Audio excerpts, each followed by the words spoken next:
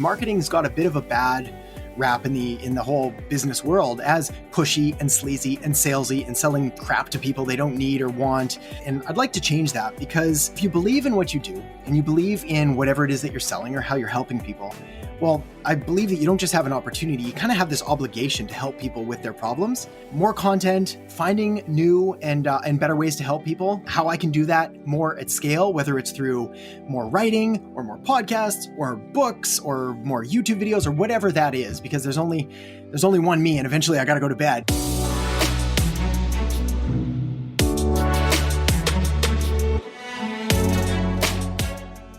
Welcome to Entrepreneur's Handbook Podcast, where we share inspiring startup stories with practical takeaways for you, the listener.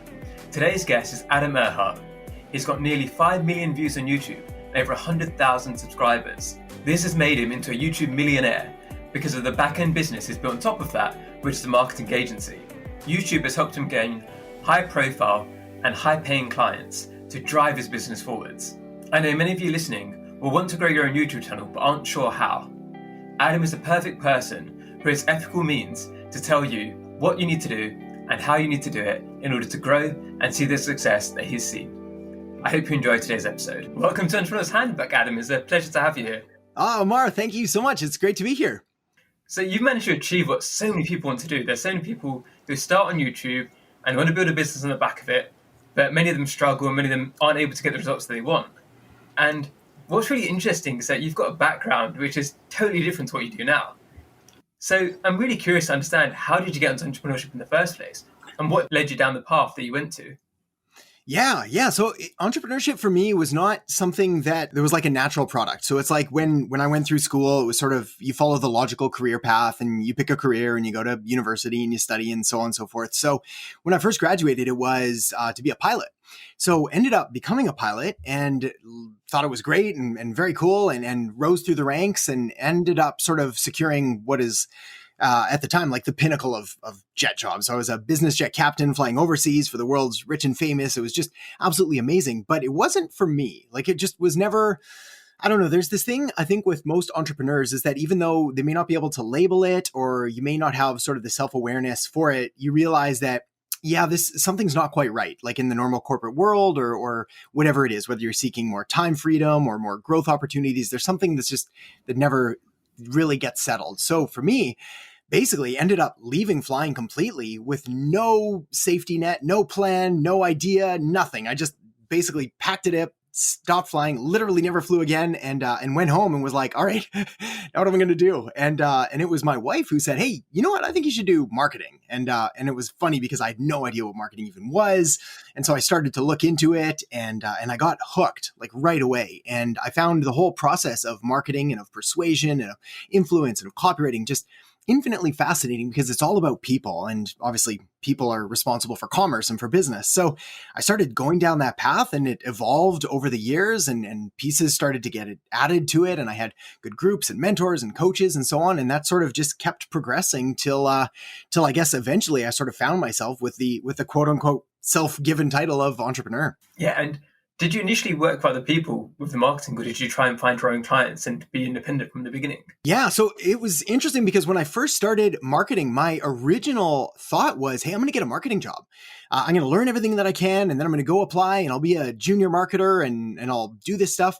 And so that was literally what I started to do. In fact, I can't remember exactly, but I think I applied to a few places as well. I was rejected because I had no experience, but I was like, you know what, I'm going to go do this for minimum wage and start learning social media or whatever it was at the time. But very quickly I realized, I think I'm going to have to do this myself. Like, I think this is probably going to fall on me. So I took on clients like right from the beginning, and they paid next to nothing, like legitimately next to nothing. Like, I think my first client was like $100, and I drove across town and did meetings and set up campaigns and then drove back and ran the campaign for a month. Like, it was way, way below minimum wage, but that stacked and sort of grew and compounded, and then added another client and added another service, and slowly but surely started building up a marketing agency, which was my first real business when I started to build clients. And I think part of the success was I was naive and I didn't know what success was. So I always sort of had this vision in my head of like, oh, it needs to make XYZ dollars. Otherwise that doesn't happen. So I just sort of worked my face off until I hit it. And then that started opening up more opportunities and sort of the rest is history. How did YouTube fit into this?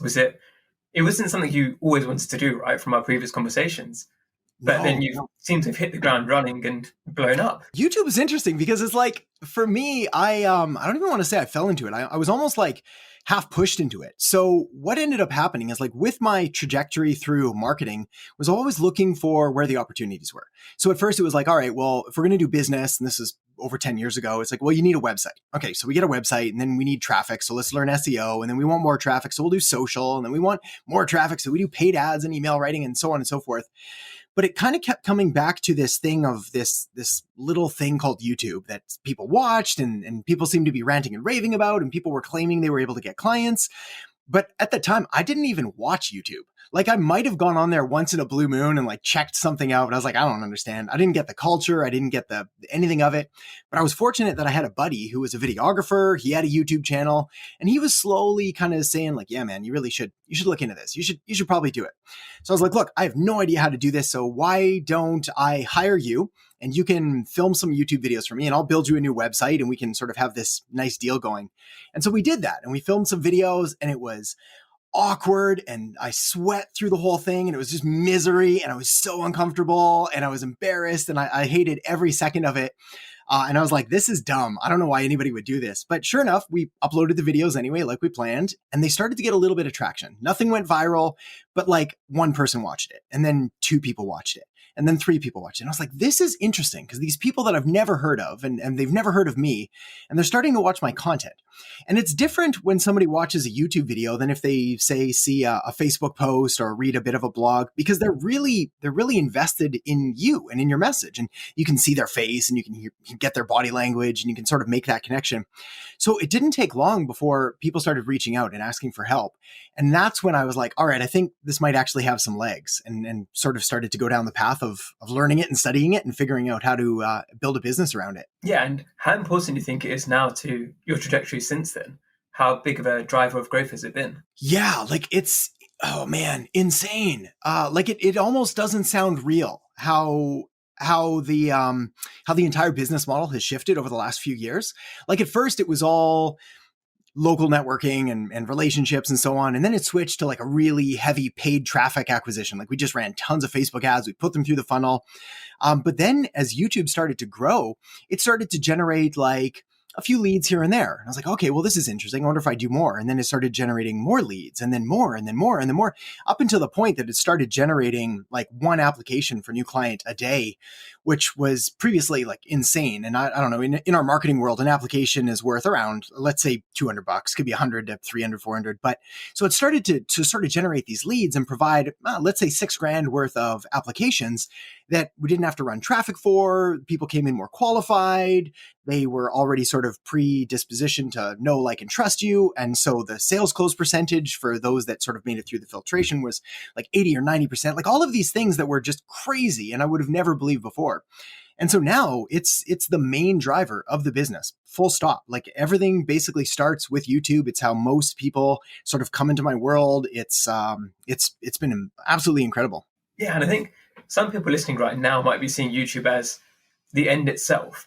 And I think it's just like writing and with blogging for Entrepreneur's Handbook, is that the bigger picture here is the leads you can generate. So when you write on Medium, you earn some money for the views you get for the minutes read. But the bigger piece is that you can have a call to action there. And like you said, many people have to pay for ads to get that traffic in there. And on YouTube or Medium, you're getting paid to generate leads for yourself, for your own business, which... insane. It's crazy. It's like, it's totally nuts. And I mean, of course, like, nothing's guaranteed with any of these platforms. However, if you're looking at making the comparison between that or running paid traffic or going to school for 4 years or 7 years or 8 years, if you're going to get a doctorate or master's or whatever it is, there's no guarantee there either. So it's like, well, why not create these assets that are going to continue to serve you over time? And then, yeah, exactly. You're literally getting paid on multiple fronts. So it's like, yes, you earn ad revenue, but it also opens up speaking opportunities if you want that, or course sale opportunities if you want that, or coaching or consulting clients if you want that, or straight up affiliate sales. It's like, once you have the platform, you can sort of guide it in the way that is best for you and also best for the audience that you serve. And it's funny because how good it is now, like, it's absolutely surreal. I still barely believe it. It's so incredible. It was absolutely hard work. There's no way I'm going to say it wasn't. It's still hard work, but the rewards are just, it's still incredible. Like anybody that has even the slightest interest in doing it should absolutely do it. Did you ever run into any problems where, because you blew up in such the way you did, that you couldn't actually deal with the demand? And how did your processes change around that? Because now you went from having to struggle to get leads to having too many leads that you couldn't fulfill. What changed in your back end to deal with that? Oh man, this is such like one of those, it's like the classic first world problem, right? Like where it's hard to say, and it's hard to talk about, because for me, it's still surreal that this happens. But it is absolutely the case where you have more opportunity than you have time for. And for me, that caused a bit of an existential crisis where I was like, I literally can't do this all. And I'm disappointing people and I'm letting them down and I don't have the capacity for it. And then if I do take it on, I burn myself out and then I'm just exhausted from my family. So a couple things happened. The first of which is that yes, better structures and processes need to be built. So that was the first one. It's like, all right, we have to automate this to the point that we can have a better application process and we can figure out what people need and then how to guide them in the right places. So that was sort of step one. Step two is sort of making sure that the business and where it was going was in alignment with where I actually wanted it to go. So in the past, I built up a large and successful marketing agency that was doing a lot of money in revenue with very slim profit margins. So I was like, I don't like this model at all because I'm responsible and I'm working like a crazy person and I'm basically not bringing home anything near what I should be. And I had a team that needed managing and like all of the things that made me fall in love with marketing were completely out the window. And I was just sort of this mid-level manager just putting out fires. So I was like, all right, well, this can't be that. So let's make this better. So it's like, okay, well, we're going to have to limit what we offer. We're going to have to be selective of the kind of people we can help. And then, yeah, it ultimately comes down to Derek Sivers has this great thing on like, it's hell yes or no. And you've got to run things through that filter. And it's hard. It's way easier said than done. But if it doesn't sort of amp you up and get you excited, then unfortunately you just can't do it. So for me now, it's through the application process, make sure that they fit all the criteria that we need. We have a quick call. And if we can help them, we sort of move forward that way. But yeah, there's a lot of opportunities that just get missed or they have to wait. What does that process look like? How do you choose which clients to work with? So you said like the hell yes. What helps you get to a hell yes? Yeah, good question. So it's part qualitative, it's part quantitative. So it's like the quantitative thing is they've got to have certain metrics met in the business and they change all the time. So it could be they need to be at this level of revenue or they need to be in this kind of industry or they need to be doing this kind of business or focusing on this problem, whatever it is. And again, it changes all the time, whether depending on the size and scope that we're looking at the time. So that's one that makes it relatively simple. But then the qualitative part is there's got to be a match in personality. It's like if I'm going to put my time and energy into working with someone, there has to be that fit. And I don't know if you can put a metric on that. I think it's like, when you meet someone and you're just like, man, like we just get along. It's an easy chat. It's fun. I like what you're doing. I think it's good. And so that to me becomes an easy yes. And if it thinks like there's going to be a bit of a struggle or there's going to be some pushback, it's never an attack on someone's character. It's just like, yeah, this is not going to be the best fit. And it means that I won't be able to show up my best, which means you won't get the best results, which means that why are we even doing this? And I think that's something which, especially people in the early stages, they find it quite hard to deal with because they don't want to turn people down. But like I said, it's better to turn someone down if you know that you're not going to align properly, because then you're going to not do the best job you can, which then just causes problems for everybody. So it's better to be more selective, get the right clients. And obviously at the beginning, sometimes if you're struggling financially, you're going to have to just take who you can get. But once you get a bit more security, that's a really important filtration process, because if you're burning out by doing 5 clients, you're actually not really helping anybody. And then your business is going to falter because you won't have the testimonials that will help you get more clients in the future. Yeah. And the testimonials that you do get, they won't be from the people that you want to attract. So if you end up working with a ton of people that you don't really like working for, and they give you testimonials and they give you referrals that you don't really want, you kind of end up in this like death cycle of like more work for more people that you don't enjoy working with. But I think you really hit the nail on the head of that one. Is like in those early days, you basically say yes to everything. because it's like in the early days, I would have washed someone's car. It's like you walk their dog, wash their car, create a sales letter, like whatever you need, I'm going to do it. Like I'm all in. We got to make this happen because I don't want to go back to work. So that was simple. But as soon as I think you hit your kind of minimum viable revenue or profit or whatever you need to achieve, that's when you've got to, this is hard for me to say. This is very much one of those like, do what I say, not what I do, because I still struggle with it. But you've got to figure out, well, what is enough so that I can then pivot and do the work that I really want to do. And I think if you really spend the time to like go over your budget and, oh, this is going to be a fun chat. I'm not an accountant, but if you go over your budget and you go over what you need for mortgage or rent or food or car or gas or whatever that is, and you work all that out and you're like, this is what I need, then I think rule number one is you work your face off until you get that. And then as soon as you have that, you become ruthlessly selective because as the cliched saying goes, what got you here won't get you there. Well, it's very much the case. It's like you're going to need bigger, better clients that are more alignment in the kind of work that you want to do. They're going to need to have long-term potential instead of just a short-term cash injection. All of these things are very challenging to balance. I think that's sort of the importance of having coaches and mentors and a sounding board because they can sort of check some of your thoughts and beliefs, and they help you grow by showing that, hey, what you're doing right now may not be best. But yeah, then energy is a big factor. Absolutely. You got to show up. And if you hate what you're doing and what you're doing it for, then something's wrong. I like mentioning that because it's true, right? Where you need to work really hard at the beginning sometimes just to get to the stage where you can then be selective. The problem for many people is that they can't shift gears and they're still working their face off even when they don't need to.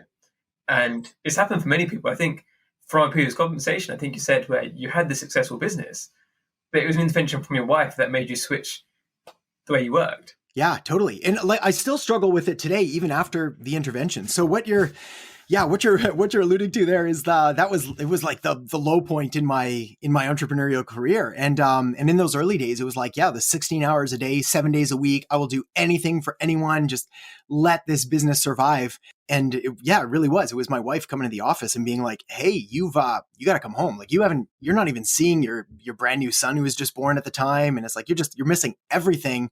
And it wasn't like an ultimatum, but it kind of was like, those tones when it's like, hey, we need to talk. And you're like, this isn't good. And so there was no threat, but it was a strong thing of like, we don't see you. So why are you even here? And it, oh man, did it ever hurt? Cause I was like, yeah, you're 100% right.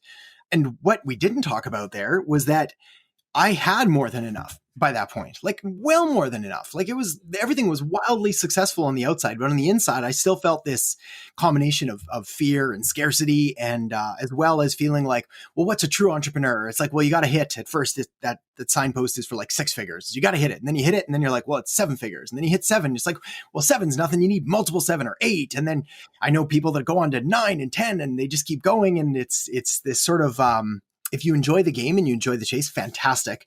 But just be careful of what you're sacrificing along the way, because some things you just can't get back.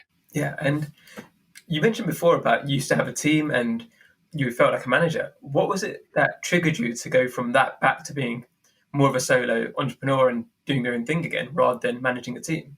Yeah. So I'd like to say it was like this sign from the gods above and everything just became instantly clear. It was none of that. It was like literally a kick right in the throat where I was just like going over my numbers, and I worked out kind of my hourly rate based on the amount of work that we had and the profits that we were generating and the work that I was putting in, and the stress level that I was operating at was just like next level stress. Like, I mean, even coming from aviation, which is a pretty decently stressful job at times. I mean, it was nothing compared to this. Like I felt like I had all of these bosses that owned me and they could just call at any time. And so I was like, man, what is this worth? And I realized that it was worth nothing. I was like, none of this makes sense. Like all of this is bad. And the only way to get this to change would be to either dramatically restructure the business and the roles and the entire org chart and all of these things that I was not emotionally or intellectually willing to go down. So we just had a lot of really awkward, awful conversations. Everybody was understanding. We took on, transferred some people to contractual roles, which worked out great for them. Fortunately, I have a number of friends in the marketing industry, so they were able to take on employees that were vetted and trained, and so they were happy. So fortunately, no bridges were burned, but it was this, I still felt like I'd failed. And it took a while to sort of recover from that and be like, maybe that's just not the business that I want to build. And it was tough because I knew that I was sacrificing these outward metrics of success, like this holy grail of revenue. It's like you're making all of this money, but you're not really. It's like you're really not. And you'd be able to make a lot more by doing some other stuff that you didn't hate every day of your life. So yeah, it was tough. What are the hard lessons have you learned during your journey as an entrepreneur? Yeah, so many. I think the hardest lesson, and probably the one that's most valuable, is the sense of accountability. I'm sure there's a quote that I just can't remember who to attribute it to, but it's like, no one's coming to save you.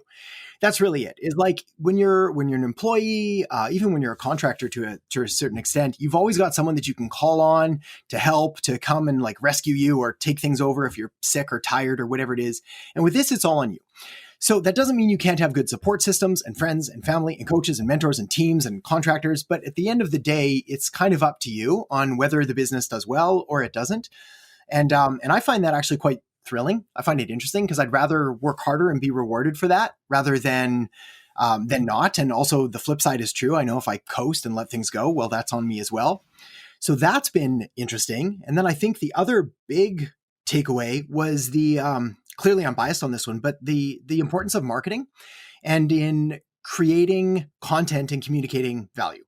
So even if I wasn't doing marketing, if I did some other kind of business, I opened, I don't know, a local cupcake shop or something like that, the power of creating content and sharing that message and creating value for people just can't be understated. So it's like every client that I've ever worked with and every friend and colleague that I've ever had in the space, yes, you've got to have a good service or a good product. You've got to have all that baked in, which could be argued as some form of marketing. But then you've got to be prolific in what you talk about and how often you talk about, making sure you're doing the actions to get in front of the right people in the right way, and then doing it all the time and trying to make that a habit and a consistent action that you take. And those are easily some of the most powerful things. Yeah, and other than YouTube, what else do you use to bring clients in and to attract people? Yeah.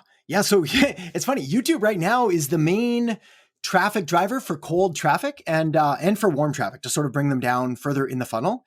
In the past, it was all things. It was SEO, it was guest posting and guest blogging, it was a podcast, it was different social media posts, it was speaking events, it was workshops and live events and JVs. It was like all of the things. And we've really streamlined it now because it's that old 80-20 principle of finding the 20% of things that give you 80% of the results. Well, with YouTube, where it's at now, it's almost like 95-5. So it's like we get 95% of all traffic from cold traffic from YouTube. So that's really the main focus. It's not Instagram or Facebook or LinkedIn or TikTok or Twitter or anything like that. We use those and they're still great. And then email is the other platform. So it's like YouTube drives people to the email list, and then email is where you can sort of build that trust, build that rapport, stay in front of people, possibly send them back to YouTube or other places. But yeah, those are easily the big channels. So one thing that's interesting is that how I met you is because you submitted an article to Medium and to Entrepreneur's Handbook.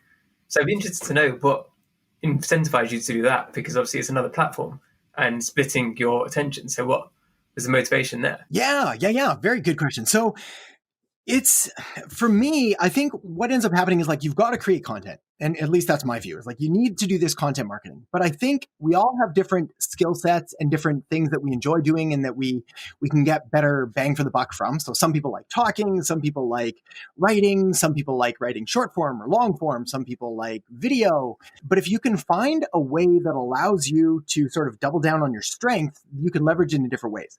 So for me, the way that I structure my YouTube videos is very much like a blog post. So I'll write 1,500 to 2,000 words for a YouTube video. Now, I don't read it verbatim. I rarely use a teleprompter unless we have sponsor posts or things that need to be hit. But I'll structure it all out like that. And then it simply doesn't make sense to have that script sit there unused, unlooked at, doing nothing for the business or anything like that. So yeah, that was the sort of the purpose, to take this and then format it better, make sure that it was more grammatically correct and less conversational like we would on YouTube. And then, yeah, put it on other platforms, but adhering to sort of the native guidelines and how it looks on the platform, which you helped me with as well, sort of bridging that gap between this is content for YouTube and this is how we're going to structure it for Medium and for text and that. So yeah, that was the transition. Have you found in the past that you've tried different platforms and they haven't worked for you? And how long did you invest in them before making the decision, actually, no? Because I think that's something people often do. They start on a platform, they're not really enjoying it, they're not really seeing success on it. but they don't want to stop? Yeah, sunk costs, right? The sunk cost bias. So the answer is my content and marketing strategy has shifted over the years dramatically. And it might again. Like YouTube, I don't see going away anytime in the next 5 to 10 years. So I think we're pretty solid there. But if it did, I'd be cool. I'd just do whatever the next thing was. Like I'm not really married to the platform. So in the early days, it was like really heavy blogging and SEO. And that worked fantastic. Like it brought a ton of traffic. And then if I remember correctly, I think the next platform that I really doubled down on was Twitter. And I used Twitter and I went nuts on it and built up 20,000 some odd followers there and got clients from it. And it worked well. And then it didn't. So I switched again, and then it was onto Facebook, and it was Facebook through a combination of the business page back when organic reach was a thing back in the good old days, and then they decimated that, and they came out with ads. And I remember everybody got super angry, and I was like, "Hey, wait a second! I can pay $5 and get buy all of your reach." So I got stoked on Facebook ads. So that was the platform. So it's like it's always continued to evolve into different paths in that, but I think anything can work. And that's the trick, is that often what'll happen is someone will battle with a platform and they'll spend, say 3 months, 6 months on it and nothing's working and they keep going. And that's nuts, right? That doesn't make any sense at all. So I think you've got two options there. The first of which is you buy every course, read every book, hire every coach, and you double down. You're like, I like this platform. It's just not working. The other side of it is if you just really don't like the platform, then why are you there? So for me, this is a trigger warning for social media people out there. But for me, I'm not a super big fan of Instagram personally. So I exist on the platform somewhat. I'm randomly there. But for some of my clients, it's their go-to platform. They dominate on it. We have the strategies for it. We help them with the content with it. It's they crush it on Instagram. But me, I just don't really like it personally. I like YouTube, and I still like some of my old blogs and things like that. So I think you have to find one that's not only in alignment with your market and with who you're going after, but also one that you resonate with.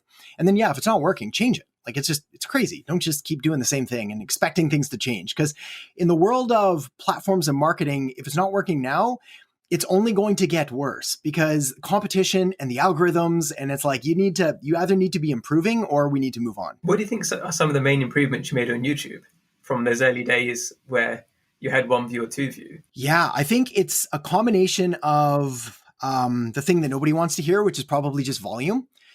So you just make a lot of videos. I don't even know how many are on there now, 400 and some videos. So it's there's just this volume play where people will look for certain topics and then they're going to find some of my stuff.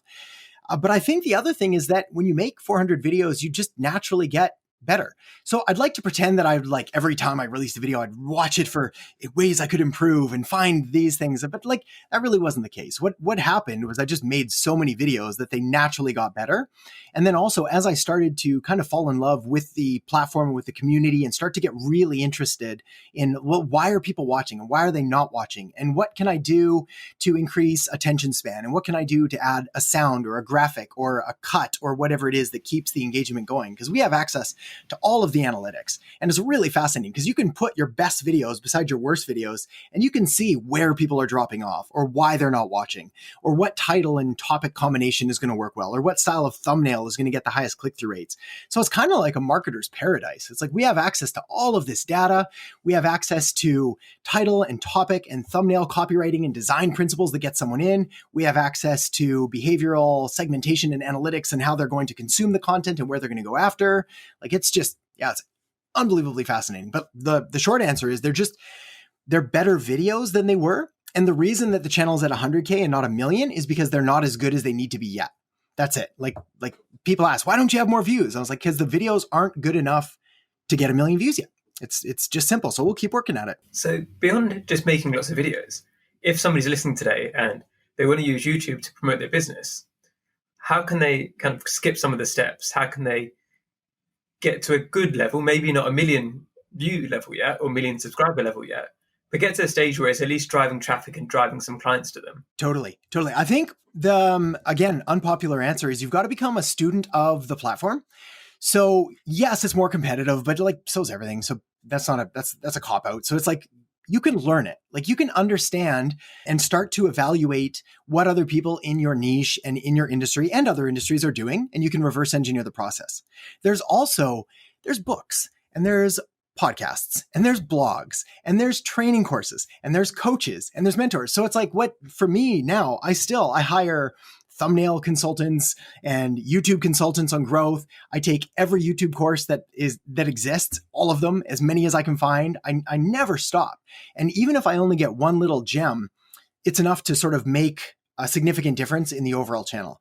So I think if you're just starting today, the best thing you can do is watch a couple videos and then make one, because most people never make their first video and upload it. So it's like, if I look back at my first one, the audio only came out of like the left side of the speaker because I didn't know how to switch my mic to stereo. It's blurry because it's not even like 1080. It might be 720. I'm out of focus. I had to switch shirts like 3 times because I was so sweaty and nervous. Like, they're bad videos, but that's okay because you don't have a big audience yet. So it's like nobody's really watching it, and use that to get better and then to keep making videos. So make videos by far, study, research. Number 3, especially here, like Entrepreneur's Handbook, right? It's like read the articles that are doing well. Use your writing style to influence your video style. So it's like, I don't want to necessarily say write a post and then read it verbatim because that won't transfer over. But like, talk about what you've just written and share the stories and have this conversation with the audience. And that's going to go a long way. Because for me, especially, it's like the writing fuels the video. It's not that I ever just hit record and start ranting for 20 minutes. I don't think those videos do well for most people. So yeah, they've already you have this natural baked in ability and skill set that you can easily leverage to transfer if you can get over the fear of being uncomfortable for a while. Yeah. And like I said there, and one of the interesting things I think as well is that sometimes people are focused on how to make content that's going to go viral. But there's a difference between that and also driving people to your business. And it's 2 different aims, right? For example, you could do dance videos and you might go viral, but those people wouldn't necessarily then want to hire you to do marketing. Correct. Maybe not. Maybe the opposite. Maybe they would never want to hire you because of your horrible dancing, which would be my case. So is there anything you do in particular with your business in mind in your videos? So you talk about similar topics, but is there any way you try to emphasize your products or how to get people from just watching your videos and enjoying your content to then reaching out to you and trying to work with you? Yeah. So this will be a good example. Yeah, Amar, so you're spot on here, dude. Like, the reality is with YouTube, there is this balance between creating, I don't even want to say viral content because I've never had a video go viral ever. But I've had these slow drips that have built up views over days, weeks, months, years that just continue to go. And so every new video is another little drip and another little drip. And that's built the momentum that we've got now. But the reality is that in those early days, I think you create this sort of very niched content around the needs of the audience that you need to serve. So it's like, what are their pains? What are their problems? What are their fears? What are their frustrations? How can you create content to help them? How can you encourage their dreams? And you can softly reference things without being overt about it. So you can say, hey, I was helping a client with this. And that's not a strong call to action. It's like, you can hire me, but it's like, we get it. We know if you work with clients, you might be able to do more. So you can do things like that. There's also no real harm in doing stronger sort of dedicated sales style videos in moderation. So if you have like 3 value videos and 1 sales video, but there's other ways as well. Like, you can incorporate soft calls to action to download a lead magnet or to click this link to get more information or things like that. So today, what I found by far the most effective is, and again, this is not what I would advise when you're first starting, but today, just due to the volume of views that the channel accumulates, all I really do is put a couple links in the description to be like, hey, if you want more information, you can go here. And in fact, I've actually increased the friction so it's harder, because that's what you want to do is, like, as you want to get more selective and as you have more traffic, you want to make it harder. So only the real diehard people who will go through, and everybody else will just carry on and watch the videos, which is fantastic. But in the early days, yeah, be specific. Be like, by the way, if you'd like help with this, here's how I did this. And you can check out a link in the description below. You can do this. So yeah, don't be afraid to talk about what you do, but it has to be value driven. Otherwise, people, that next button, that next video, it's so close and it's got a cool thumbnail and there's someone doing something weird. And I mean, it's a distraction laden platform. So is there anybody on YouTube that you admire yourself and you look up to and you think is a good person to learn from? There's so many now, so many amazing creators and people that do it just so well. I think if you're interested in the creator economy and who sort of deconstructs and dissects different creators and all they do it, Colin and Samir, phenomenal channel, like just phenomenal channel. They interview good people. They're great guys. So they're worth checking out. I think sort of the quintessential modern day YouTuber is probably Peter McKinnon, another fellow Canadian. So his stuff is on photography and videography, but strong stuff on coffee and all sorts of nifty things. Really interesting to have watched his growth and progression over the last like 5 years or so. Because when it started, it was sort of filmed in a spare room in his house, and now he's got massive studio and all kinds of different things. So those are great places. But I think if you just follow your curiosity and you type in anything that you're even remotely interested in, you're going to find people that you resonate with and that you like. And it blows my mind. YouTube is still so big that occasionally somebody will recommend a creator I check out and they'll have like 5 million subscribers and I've never heard of them because it's just such a huge platform. So there's room, I think, for everybody. Is there anybody that you've collaborated with in the past? Because I understand that collaboration is a big way to grow on YouTube, right? Yeah. And who have you collaborated with and how has that affected your own growth? Yeah, so that's a good question. I've not done collaborations to the extent that I should. I've mentioned and we've done some small stuff with other channels, like Minority Mindset was a good one, and Sound Day is another one on marketing. Cody Birch is another amazing marketer. He's got an up and coming channel, so that's worth checking out. But it's other than short little references, there haven't been like full scale collaborations. That said, I should, and the caveat on that one is, I think they're best for in person. Like it's one thing to have sort of the talking head and the Zoom collaboration and things like that. It's another entirely when you sit down with someone and create something in person, especially for the YouTube platform. So it's something that's on the agenda. It is definitely a good way to grow if you find other people in your audience. I wouldn't put all my eggs in that basket though, because what's interesting is that just like YouTube and Facebook and Instagram and Twitter, they're relatively siloed platforms, which means that just because you have a massive audience on Facebook and you try to go to YouTube, it may not transfer over. Same thing goes if you do collaborations with other creators. They might like that creator, but not your style or your thing. So it's good to do, but it's not a guarantee. It's one of the interesting things I'm finding on my own personal YouTube channel is that I have this massive audience on Medium. So I've got about 65,000 followers there. But then when I'm trying to get them onto YouTube, they aren't all following and I'm kind of needing to pull them a bit. And like I said, it's going to be me improving over time to gain that audience. And speaking of that, what's next for you? So you've got your marketing business that's driven by YouTube. What are your aims for the next, say, 5 years in terms of your business? What are you looking to grow and to improve on? Oh, it sounds almost fake to say, but the reality is just this love of marketing, and it's not just the marketing of selling stuff, because that's pretty superficial. It's the love of psychology and consumer behavior and communication and value and the progression of the creator economy and whatever the new world has to do, and the lessons that I can learn that I can pass on to my kids. All of that for me is really the driving force. So I've been incredibly fortunate in my career, like just unbelievably fortunate, where for me now it's about helping other people kind of learn some of the lessons that I've learned to hopefully shortcut some of the horrible mistakes and being horribly uncomfortable and doing all the things that I did wrong. But also stressing kind of the right way to do marketing. Because one of the things is marketing's got a bit of a bad rap in the whole business world as pushy and sleazy and salesy and selling crap to people they don't need or want, using aggressive tactics that are unethical and whatever it is. And I'd like to change that, because the reality is marketing is really nothing more than communicating value. And so if you believe in what you do and you believe in whatever it is that you're selling or how you're helping people, well, I believe that you don't just have an opportunity, you kind of have this obligation to help people with their problems. So for me, it's about more content, finding new and better ways to help people, how I can do that more at scale, whether it's through more writing or more podcasts or books or more YouTube videos or whatever that is, because there's only one me and eventually I got to go to bed. So finding ways to sort of scale that and help as many people as possible is really the dream. As obviously Entrepreneur's Handbook is a writing platform, what we'd love to hear too is, what's a book you recommend to other entrepreneurs or people who are looking to build their own business? Yeah. So, it's funny. I've mentioned this one a lot in the last little bit. I read a lot, like I'm sure everybody listening to. I find reading is the best way to sort of tap into those golden nuggets that people hide. For me, one of the books that's had the most profound impact recently is Personality Isn't Permanent by another Medium writer, Dr. Benjamin Hardy.